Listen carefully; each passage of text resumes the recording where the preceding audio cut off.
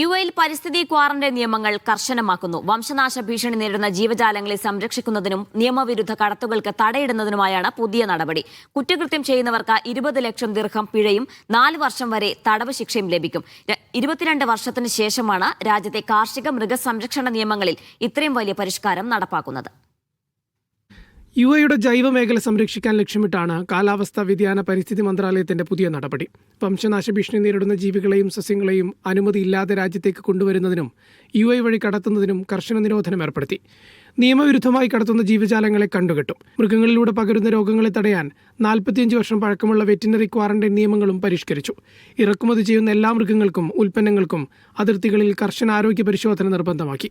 രോഗം ബാധിച്ച മൃഗങ്ങളെ കണ്ടെത്തിയാൽ ക്വാറന്റൈൻ ചെയ്യാനോ നിർമ്മാർജ്ജനം ചെയ്യാനുള്ള സംവിധാനങ്ങൾ അതിർത്തികളിൽ ശക്തമാക്കിയിട്ടുണ്ട്. സസ്യങ്ങളിലൂടെ എത്തുന്ന കീടങ്ങളെയും രോഗങ്ങളെയും തടയാൻ കാർഷിക ക്വാറന്റൈൻ നിയമങ്ങളും കർശനമാക്കി. നിയമലംഘനം നടത്തുന്ന വിദേശികൾക്ക് 5 ലക്ഷം ദിർഹം പിഴയും നാടുകടത്തലുമാണ് ശിക്ഷ.